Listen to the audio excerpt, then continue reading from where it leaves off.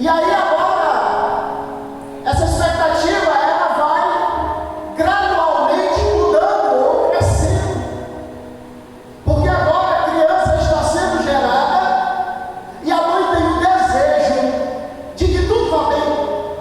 Porque toda mãe, quando está grávida, o maior medo dela é que alguma coisa dê errado no período da gestação e aquela criança tão esperada, ela não venha nascer ou venha nascer com algum problema. Perceba que essa expectativa não só da mãe, ela também é passada para o pai e todos aqueles que a amam. As nossas expectativas, elas não motivam só nós mesmos, mas também aqueles que estão conosco. Essa criança vai chegar no momento em que ela vai nascer. Glória a Deus, deu tudo bem. A criança nasceu. Mas olha que interessante, uma nova expectativa agora começa. E agora, meu Deus, ela vai crescer, ou ele. A expectativa agora é pela primeira palavra. Será que vai ser papai? Ou será que vai ser mamãe? Lá em casa a mulher ganhou. E a primeira palavra que ela falou foi mamãe. Eu não sei se ela fez só para agradar ela, porque depois disso é só papai, papai, papai, papai. Foi para agradar os dois.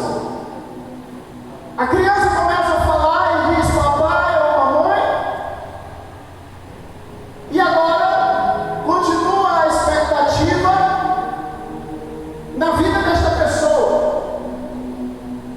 A expectativa agora é pelos seus primeiros passos, aonde a mãe e o pai estão a todo momento esperando. A minha já está nesse processo, irmão, que eu estou pregando aqui, que eu estou vivendo, né? Porque a minha pequenininha, de 1 ano, ela começou a ficar em pé agora. Eu já passei pela expectativa do papai. Agora está naquela do passinho. Ela já dá uns 3 passinhos e se segura nas coisas, né? Mas é uma expectativa que nós temos. O tempo vai passando, a criança anda. Ela cresce. A expectativa agora é de um bom colégio, uma boa educação, para que essa criança cresça e seja direcionada a um futuro promissor, um futuro abençoado.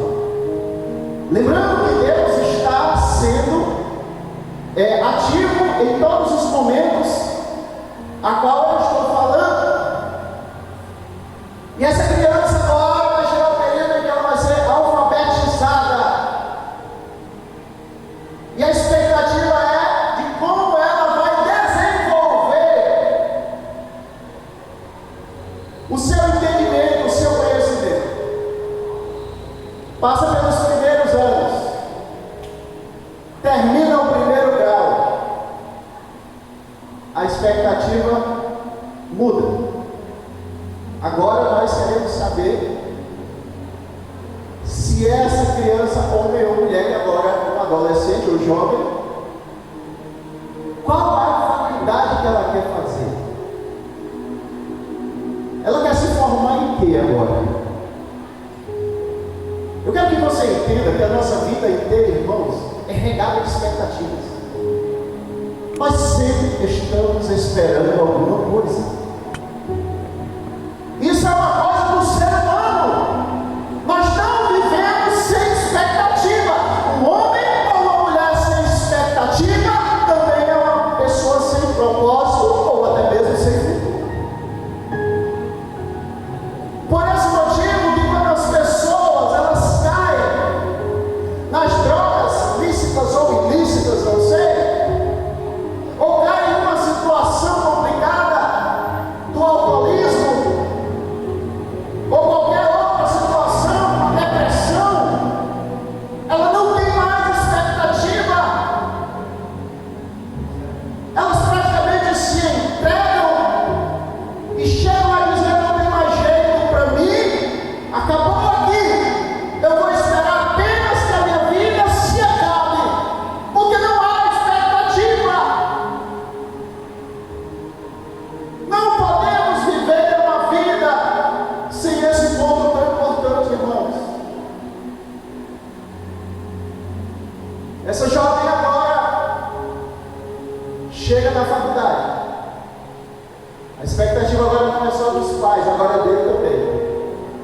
em que vou me formar. De repente, o jovem escolhe que quer se formar. E isso alegra o coração dos pais. Ambos agora começam um trabalho para que esse jovem alcance aquele propósito que vai garantir o seu futuro. Ele alcança, se forma, exemplo, engenheiro, na área da engenharia. A expectativa agora é o meu ganho e uma família. Essa expectativa ela é alcançada. Essa pessoa agora ela vai ficar na expectativa de uma pessoa para a sua vida. Uma pessoa boa, que possa viver o resto da sua vida juntos. Essa pessoa alcança. Consegue uma pessoa, Deus coloca uma pessoa lá. A expectativa agora é de uma vida abençoada, de um relacionamento abençoado na vida do casal. Eu quero que você perceba que eu comecei falando da expectativa desde o nascimento. Aí eu entrei na expectativa de uma criança, mas a expectativa era dos pais. Mas chegou um momento que a expectativa agora não é mais dos pais somente, agora é da própria pessoa. Ela conseguiu um relacionamento e agora casou-se. E agora entra uma expectativa. Qual? De um filho. A expectativa é alcançada. E aí começa tudo de novo. Eu quero dizer que é um ciclo. Eu falei tudo isso aqui nesse início para lhe dizer que é um ciclo na nossa vida. E é necessário que haja esse ponto tão importante que é uma expectativa. E aí, nasce uma pergunta agora. Qual a nossa expectativa aqui hoje na igreja? Eu vim fazer o que aqui? Por que eu me direcionei até esse lugar e estou sentado aí agora, eu estou aqui pregando? Quais as motivações? O que é que eu estou esperando receber aqui nesse lugar? A igreja ela não está fora do nosso contexto de vida.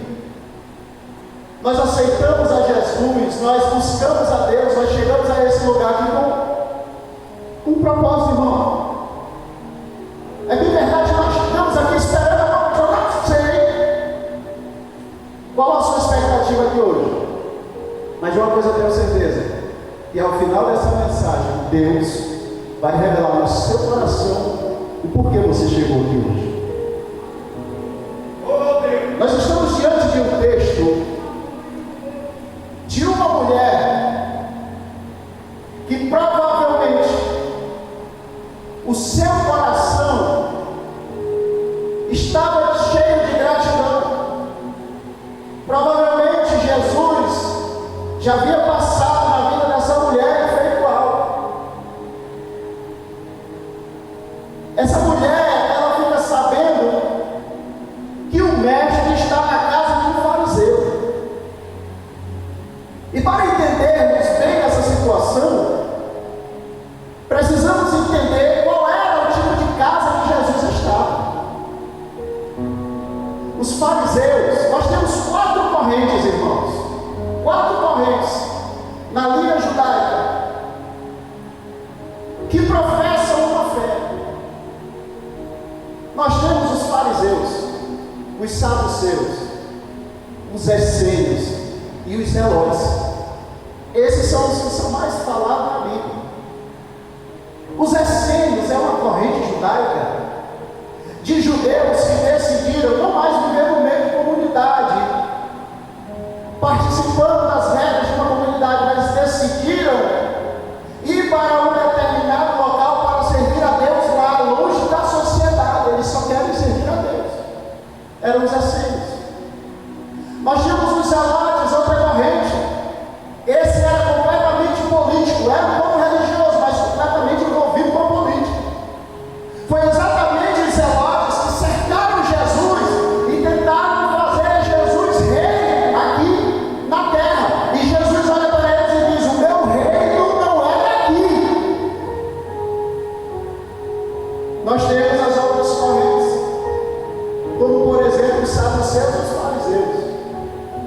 Quem eram os fariseus? Quem eram os saduceus, irmãos?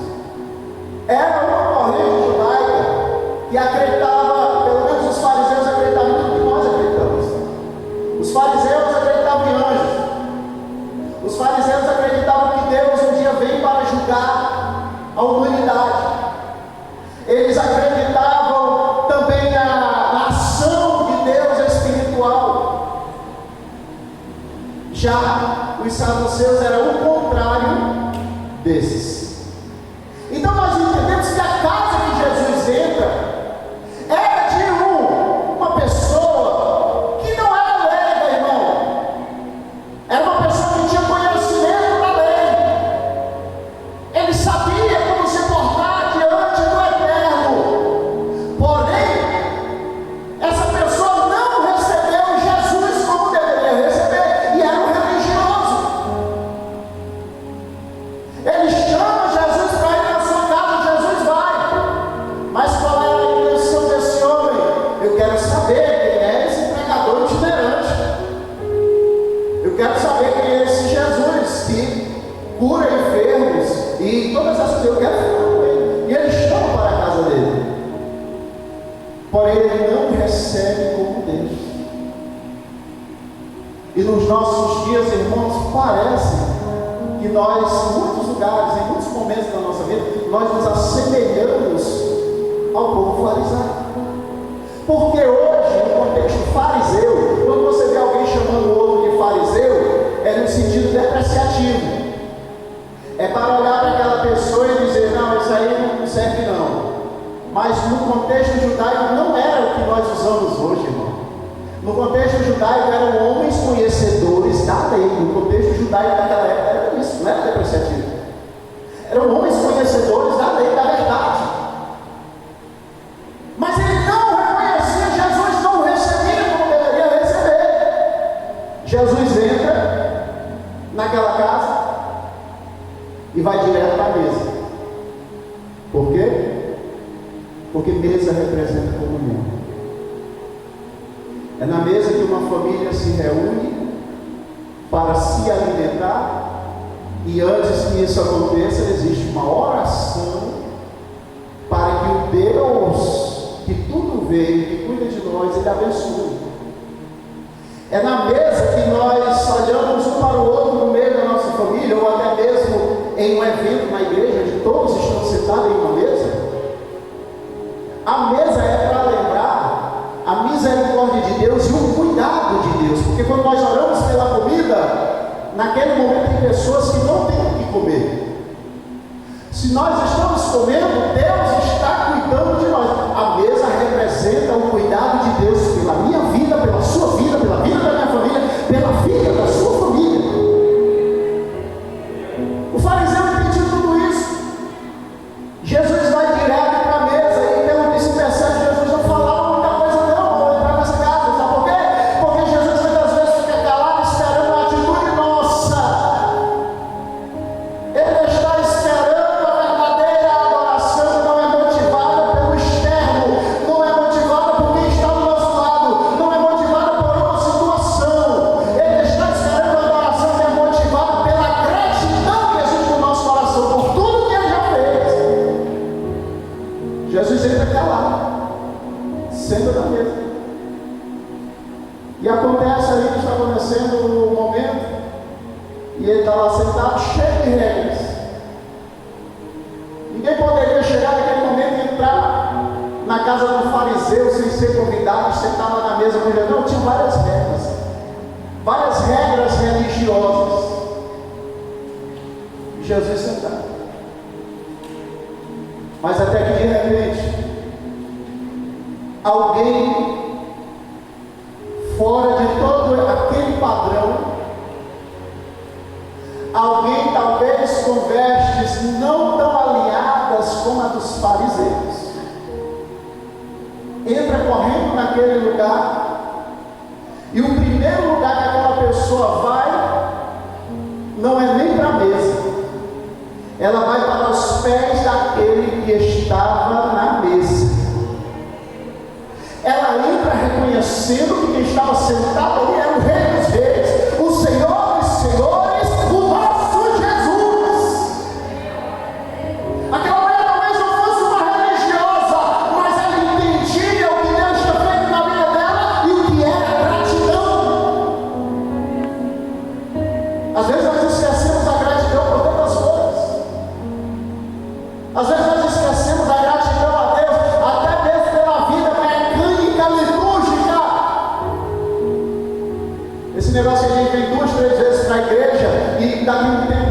mecânicos.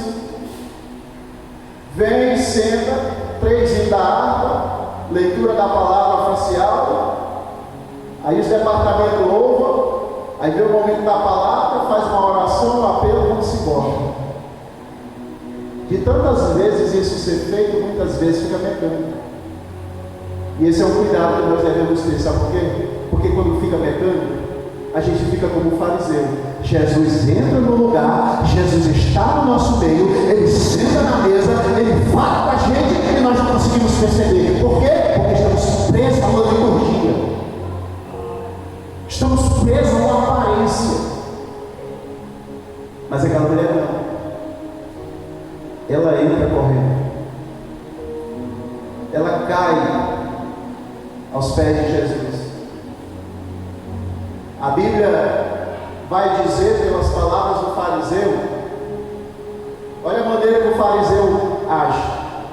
Quando ela entra e vai direto aos pés de Jesus, o fariseu olha e diz assim: esse daí não é profeta não. Ele estava ali prestando atenção como é que Jesus ia atuar ali dentro. A intenção dele não era adorar Jesus, não era adorar Deus, era prestar atenção nas pessoas que estavam lá. A intenção dele era olhar como é que Jesus ia atuar, se estava alinhado, se não estava, como é que ia comer, se seguia as regras, se não seguia, se estava bem, se não estava. Ele perdeu completamente a visão, olhando para a esquerda e para a direita. Aquela mulher entra e faz completamente o contrário. Ela esquece o momento, esquece as regras, esquece o perigo que ela correu ao entrar naquele lugar e vai direto para os pés de Jesus. Ali vamos dizer que estava acontecendo um culto, porque Jesus estava lá. Só que até aquele momento daquele culto, os que ali estavam não estavam adorando a Deus ainda com o coração completamente entregue. Por esse motivo Jesus não atuava, Ele não falou nada, Ele não fez nada, Ele não disse nada. Porque quando o foco não é Jesus, irmão, Jesus não vai se mover, pode ter certeza. Se Jesus está no lugar onde as pessoas não estão lhe dando atenção, Ele também não vai fazer nada, pode ter certeza disso. Mas se aparecer 1 ou 2 ou 3 no nosso meio, que entenda essa mensagem e corra para os pés de Jesus, aí você vai ver o operar de Deus. E a primeira coisa que Jesus faz aqui é um milagre, é curar o enfermo, é curar a enfermidade. Ele diz: não, a primeira coisa que Jesus faz aqui é: eu perdoo os teus pecados que você praticou hoje. Porque todo dia a gente peca, todo dia a gente comete erros, porque nós somos falhos, não somos supercrentes, não somos autossuficientes. Nós somos 100% dependentes da misericórdia de Deus, porque se não fosse, nem aqui estaríamos. Nem aqui estaríamos. Quando nós caímos aos pés de Jesus, quando nós entramos nesse lugar aqui, no intuito de adorar e agradecer, porque quando nós entramos aqui, nós já devemos entrar grato, porque só de ter chegado aqui, com certeza você veio andando, veio respirando, numa boa, não está com problema nenhum. E alguém aqui que já passou por uma enfermidade, Jesus já curou, já está adorando aqui. Alguém que estava na expectativa do filho que queria nascer e que desse o certo, já está aí, aleluia, glória a Deus. Então o que a gente tem que fazer agora? É cair aos pés de Jesus e adorar, se olhar para a esquerda e para a direita. Esquece os pensamentos, esquece o que tiver do nosso lado, se entregue ao momento, ao servir a Deus, porque foi Ele que te trouxe aqui e cuidou da tua vida. Tem como? Quantos livramentos, eu sempre digo isso, quantos livramentos hoje foi nos dado? Quantos? Nós nem sabemos o que aconteceu, mas Ele já deu livramento. Quantos livramentos Ele deu à sua família pela sua oração, que você fez a mesma oração rápida? Algo estava para acontecer, mas você fez uma oração rápida hoje, aí Jesus foi lá e operou o milagre. Muitas vezes nós nem sabemos, mas Jesus já operou. Nós temos nesse momento aqui 2 tipos de culto. O culto do fariseu que estava já acostumado só com a liturgia, só com aquele culto do mesmo jeito todo dia. Mas nós temos um outro grupo, que é aquele que veio, independente de como a coisa está acontecendo, ele veio para agradecer e adorar a Deus. Ela entra, cai aos pés de Jesus, e detalhe, quando ela entra na porta, as lágrimas já vêm caindo. Tamanha gratidão pelo que o Senhor Jesus tem feito. Ela já entrou chorando. Quando ela entra naquela casa, ela olha para o mestre, as lágrimas já começam a cair. Eu acredito que no percurso que ela vai até o mestre, ela já cai de joelhos, e talvez até por um curto espaço de tempo, ela foi de joelhos e caiu aos pés de Jesus. Porque na cultura daquela época, irmão, as mesas, elas não eram mesas como as ocidentais, mesas altas, onde você coloca uma cadeira. Não, as mesas judaicas, muitas vezes, eram mesas pequenininhas, baixinhas. Isso quer dizer que ela não tinha só que se ajoelhar e se abaixar, ela tinha que se deitar nos pés de Jesus. Ela já entrou encurvada, ensinada em reverência.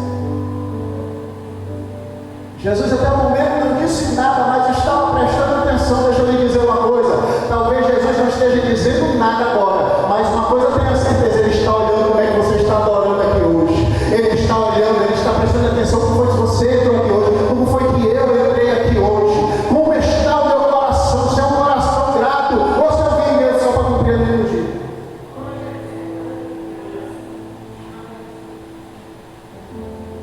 Ela entra e o fariseu diz, é uma pecadora. Essa daí não vai ganhar nada, porque é uma pecadora. Não adianta estar nos pés aí do mestre, não adianta, porque é uma pecadora, não tem vergonha. Né? Satanás às vezes fica dizendo isso na mente das pessoas. Está vendo? Ó, errou de novo. Está vendo? Ó, olha aí, ó. Está vendo? Eu não consegui mudar isso. Está vendo aí? Ó, olha como é que está agora. Aí fica aquela acusação, né? Aí a pessoa fica querendo ir para os pés de Jesus, e a acusação de Satanás na mente dizendo, não vai não, porque não adianta, não tem jeito. Mas a Bíblia diz que o coração quebrantado e contrito, Deus nunca desprezará. 1 João capítulo 2, versículo 1. Filhinhos, eu vos escrevo essas coisas para que vocês não pequem. Mas se pecar, lembra, agora tu tens um advogado à direita do Pai, Jesus Cristo, o justo. Aquele que vem a mim, eu jamais o lançarei fora. Não deixe o inimigo roubar a sua adoração. Não deixe o inimigo ficar lhe mostrando coisas externas para tirar sua visão do céu. Não deixe de olhar para Jesus num momento desse de adoração. Entre num lugar desse de grato pelo que Ele já fez. Eu quero lhe dizer que a expectativa que nós temos ao estar aqui é de ouvir a voz de Deus, é verdade. Mas deixa eu revelar uma coisa aqui para todos e para mim também.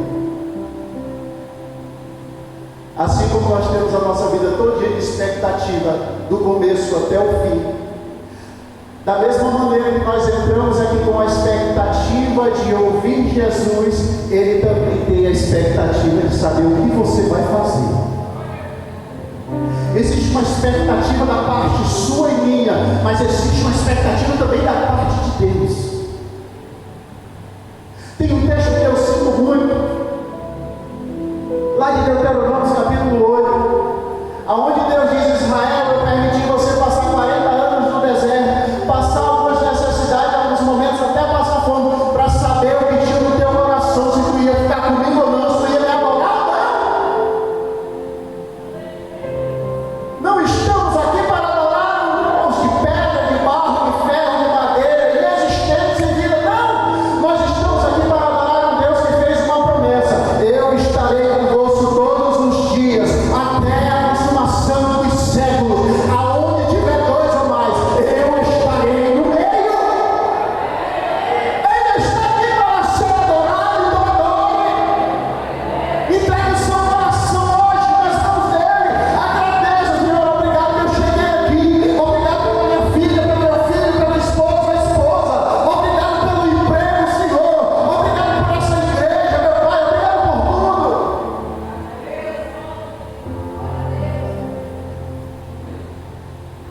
Não te preocupa se no momento você estiver adorando e alguém falar uma coisa, te preocupa não, que até nisso Jesus te protege. O fariseu disse: é um pecador.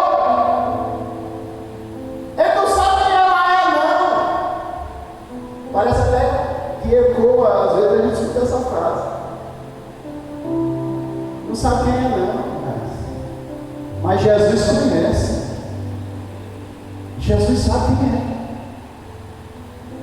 Romanos capítulo 14, versículo 4 diz assim: escute bem. Quem és tu para julgar o servo alheio, se ele está de pé ou se ele cai? Mas Deus é poderoso para o suster e o colocar de pé. Sabe o que Deus está dizendo? Eu te protejo da terra e te protejo até do mundo espiritual, porque você é meu. Zacarias capítulo 3, Satanás vai até a presença de Deus e diz assim: teu servo está com a veste suja. O sacerdote, Josué, com a veste, não é Josué filho de Nun, era sacerdote, lá em Zacarias. Teu servo está com as vestes sujas. Sabe o que Deus diz para Satanás? Para trás de mim, Satanás, porque esse tição aí saiu do fogo, ele é meu. Sabe o que Deus estava dizendo? Ele está apagado, está só o tição, mas um dia eu coloquei da minha chama nele e eu vou fazer ele acender de novo. Deus te protege no mundo espiritual de Satanás. Deus te protege até da terra de alguém que queira falar alguma coisa. Jesus chama o fariseu e diz assim: vem cá, deixa eu te dizer uma coisa. Você é conhecedor e me chamou para vir na sua casa, mas desde que eu entrei aqui, tu não trouxe água nem para lavar os pés, tu não me deu atenção. Mas essa mulher, desde que entrou aqui, não cessa de enxugar os meus pés ou os cabelos, porque ela molhou de lágrimas. Eu entrei aqui, tu não me deu nem um beijo, porque ósculo é beijo. Você nem me beijou. Essa mulher, desde que entrou aqui, que não cessa de me ungir, de cuidar de mim, de me dar atenção, você não fez nada disso. Aí ele diz assim para ele traz uma palavra. Escute bem o que Jesus disse. Ele disse: Simão, era o nome do fariseu. Esse nome era muito comum naquela época. Simão, eu quero te contar uma história. Um certo homem tinha seus servos, e 2 desses servos vieram prestar conta com ele. O dono, o homem que estava lá, o dono do negócio, disse para eles que a dívida deles era tão grande que eles não iam conseguir pagar. Só tem um detalhe: a dívida de um era muito maior, centenas de vezes maior do que a dívida do outro. Eram 2 tipos de dívida, uma bem maior e outra menor, mas eram dívidas. E eles disseram: Senhor, nós não temos como pagar essa dívida. E ele disse: não tem problema, não tem problema, eu perdoo as 2, pode ir embora. Aí ele olha para Simão, o fariseu, e diz assim: agora eu te faço uma pergunta: qual desses 2 aqui vai amar mais o Senhor dele?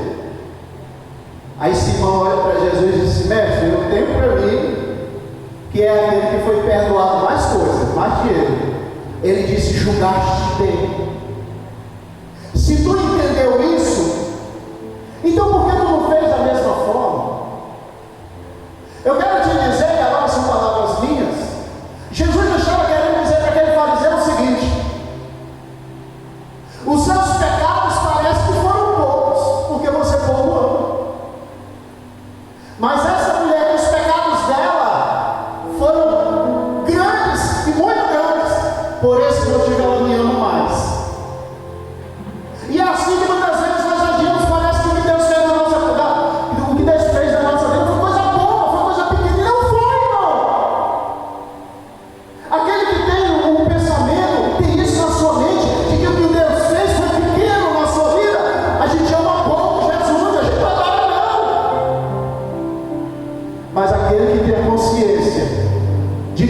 Senhor Jesus nos tirou da lama, lá do esterco, como diz a palavra de Deus, e colocou em meio aos príncipes, nós entendemos que Ele é digno de toda honra, de toda glória e de todo louvor. Ela pega um vaso de alabastro, quebra e derrama ali em Jesus para ungir Jesus, porque dias depois Jesus morreria. E Jesus disse: ninguém toca nela, porque o que ela está fazendo aqui é me ungindo para a minha morte. Ninguém toca nela. Eu estou recebendo tudo que ela está fazendo. Jesus ficou paradinho e ela fez o trabalho dela, adorou, ungiu, beijou os seus pés, abraçou Jesus. Já pensou? Se você conseguisse agora, nesse momento, Jesus materializasse agora, como lá no Novo Testamento, e ele parasse bem aqui no meio.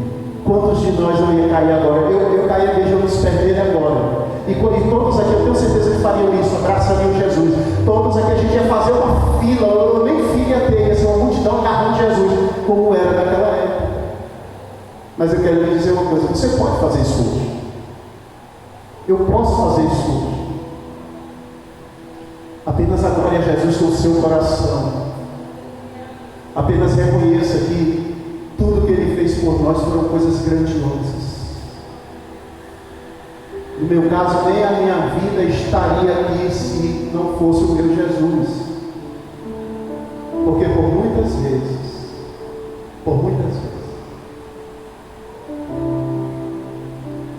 eu estive dormindo dentro dos matos. Porque eu fui um homem viciado no crack há tempos atrás. A minha vida diante dos meus pais era algo que a qualquer momento poderia ser tirado. Os meus pais viviam a todo momento preocupados. Quando alguém batia lá na porta deles, eles já achavam que era notícia: ó, seu filho, porque era vida, era vida. Eu não conto as vezes, eu me lembro muito claramente quantas vezes eu estive sentado em mesas de bares, bebendo, sorrindo com aquelas pessoas, e uma angústia tão grande dentro do meu coração que por muitas vezes eu me levantava e ia para dentro do banheiro, trancava o banheiro e caía dentro do banheiro chorando, me acabando de chorar com a angústia que eu não sabia o que era aquilo. Eu poderia nem estar aqui hoje, mas um dia a misericórdia de Deus me alcançou. Um dia eu estava dentro de um local onde era um local fechado, e a pessoa que era, por assim dizer, o maioral lá, olha para mim de longe, nem me conhecia, olhou de longe e chamou um e disse assim: quem é aquele rapaz ali? Não, ele veio aqui, está com a gente aí. Ele disse: chama ele aqui.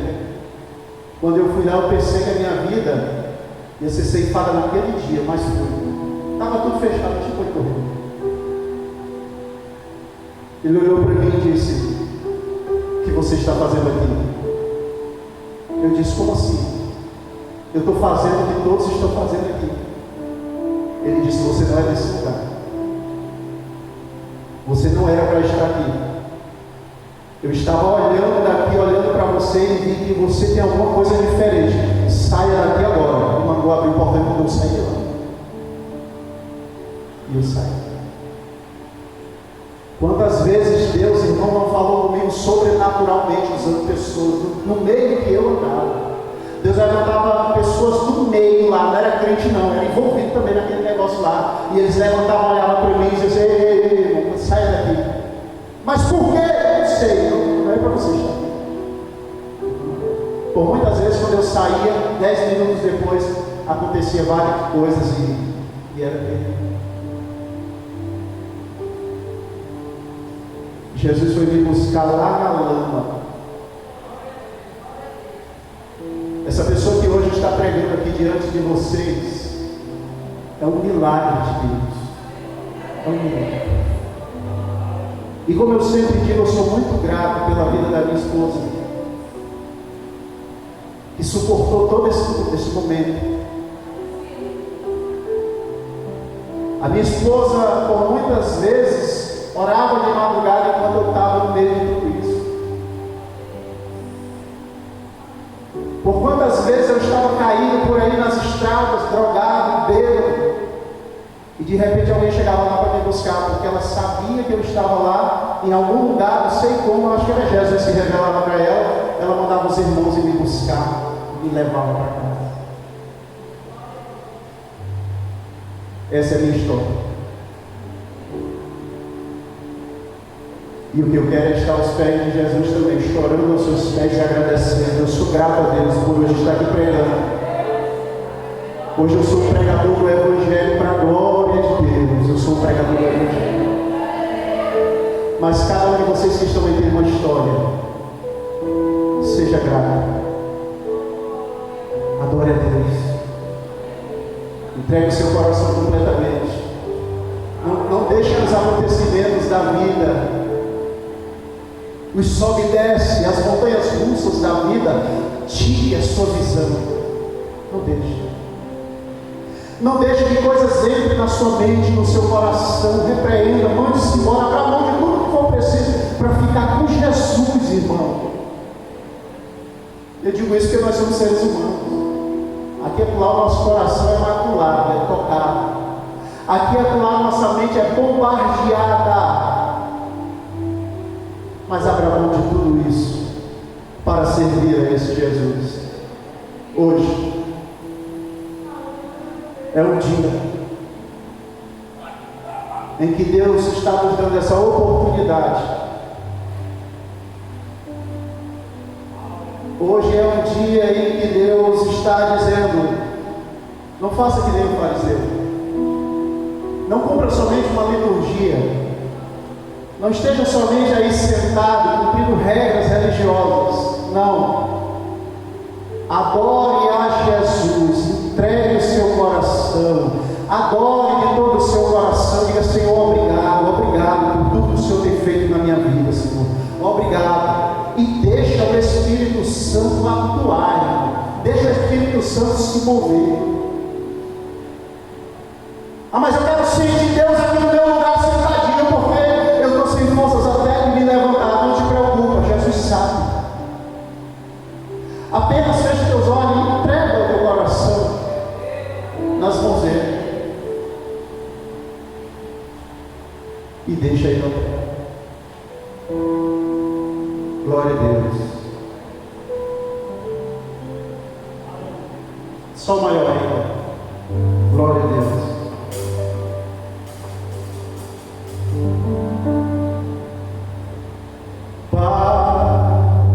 Eu sei que o Deus olha. Desse hino agora vai ter mais peso, eu tenho certeza. Estão sobre a terra a procurar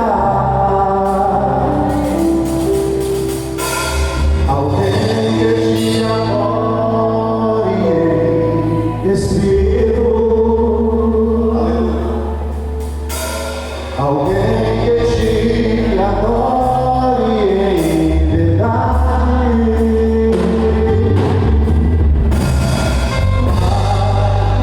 Com as casas